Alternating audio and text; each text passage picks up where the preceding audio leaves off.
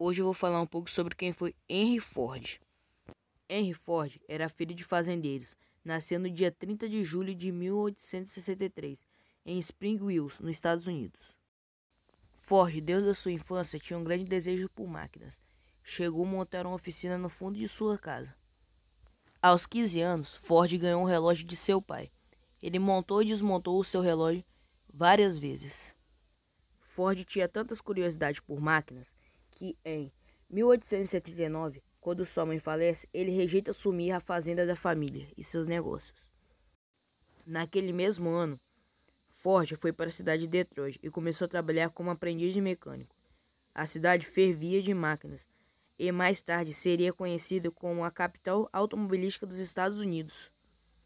O primeiro emprego de Ford foi como reparador de motores a vapor. Ford tinha 16 anos quando conseguiu construir o seu primeiro motor a vapor. A partir de 1891, Ford assume o posto de engenheiro na Edison Illuminating Company, na empresa de propriedade de Thomas Edison. Henry Ford atinge o posto de engenheiro-chefe.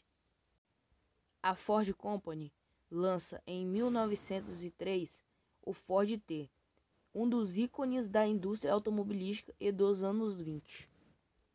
Em conjunto com a administração da produção em larga escala de automóveis, Henry Ford também coordenou o fornecimento de insumos automotivos. Em 1905, foi impulsado como presidente da Society of Automobile Engineers.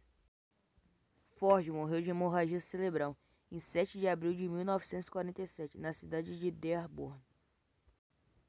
Parte de sua fortuna foi deixada à caridade e à administração pela Fundação Ford, que investe na pesquisa científica e educacional.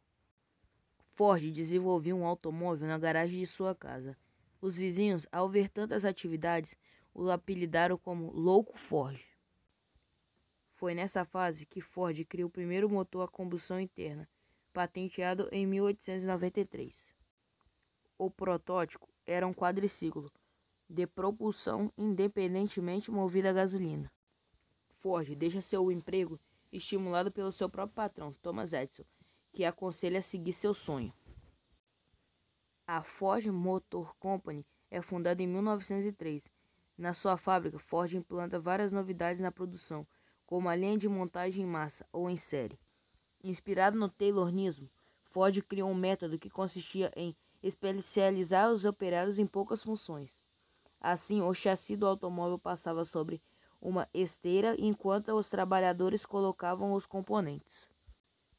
A esse primeiro projeto de Ford foi dado o nome de Modelo T, que no Brasil foi batizado de Ford Bigode. Mas surgiu um grande problema, pois as pessoas não tinham dinheiro para comprá-las. Com essa situação, Ford reduz a jornada de trabalho para 8 horas diárias, com folga nos finais de semana, e aumenta o salário dos operários. Os veículos, de antes restritos e a poucos, tornam-se mais baratos e, portanto, se torna acessível à população. Em 1914, a companhia consegue vender 250 mil unidades de automóveis.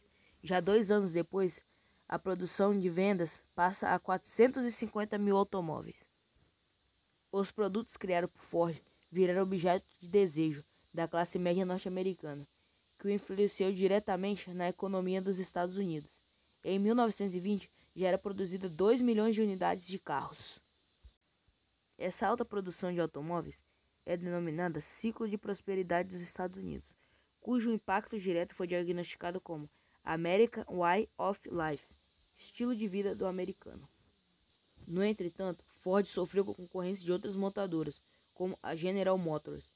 O fato de não querer aceitar inovações com a mudança de cores dos carros de automóveis fez com que as vendas de carros diminuíssem. Atendendo ao pedido do seu filho, Ford vai lançar um carro que se chama Ford A, que seria sucesso de vendas.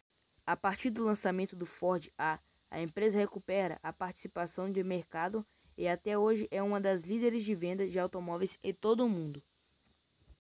A estrutura de trabalho criada pelo Ford ficou conhecida como Fordismo. O Fordismo foi um elemento fundamental para a modernização, que concretizou a segunda revolução industrial. O Fordismo nada mais é que a produção em massa.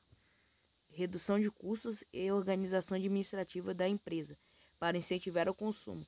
Também em massa. Essa técnica contribui para a otimização do processo de produção e no aumento da produtividade. A teoria de Henry Ford está descrita em seu livro Minha Filosofia de Indústria. Ford foi um homem muito sábio e deixou uma das mais belas frases sobre o trabalho. Lá vai ela. Pensar é o trabalho mais difícil que existe. Talvez por isso tão poucos se dediquem a ele. Esse foi o meu trabalho sobre Henry Ford. Obrigado.